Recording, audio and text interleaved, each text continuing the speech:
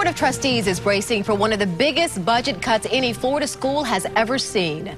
A proposed state Senate budget would tear $400 million away from Florida's universities, and USF stands to lose nearly $130 million. Our Brendan McLaughlin is live now on the campus. And Brendan, in the past few hours, we heard from Senator Mike Fasano. What does he have to say about all this? Yeah, he had some pretty strong words, and he used a very strong word to describe what's going on. You'll hear that in just a moment. But as you said, $400 million across all 11 campuses. The outrage here is based on the fact that a full 20% of that, a fifth of it, is coming out of USF's hide.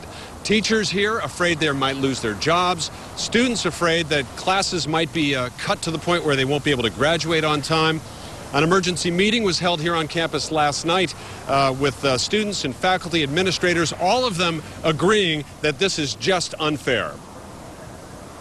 $130 million is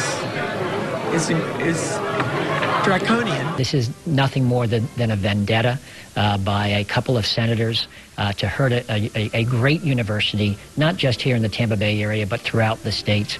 And my hope is that my colleagues, along with myself, I will be fighting against these cuts. And Mike Fasano of St. Petersburg will be fighting one of his colleagues, this man, Senator J.D. Alexander of Lake Wales, who many believe is punishing USF for its refusal to allow its Lakeland Polytechnic campus to break off and become a wholly separate university, a 12th campus, if you will, in the system. Now, USF believes that this is payback for their not going along with that program. Back live now, I'm joined here with Kali Hassouni, who is the school senate president. What is the biggest fear among students right now, Kali, as a result of these proposed cuts, if they come to pass? I think students are concerned about the quality of education that they're going to receive. So we're talking faculty to student ratios. We're talking about opportunities to host some of the larger section classes. We're talking about students not being able to graduate on time because those sections aren't available anymore, because this funding is going to directly affect the quality of education and the opportunities that students are going to have on campus. Is there a sense of a kind of a broken trust here, because these students enrolled at USF with certain expectations, and those expectations may not be met? Definitely. I would say students are outraged right now, and they're really getting together and organizing because they do feel that they, as you said, are being betrayed here. The legislator in Tallahassee encourages students to enroll in colleges. They want a better future for Florida, but at the same time, they're raising tuition on students and not even meeting us halfway.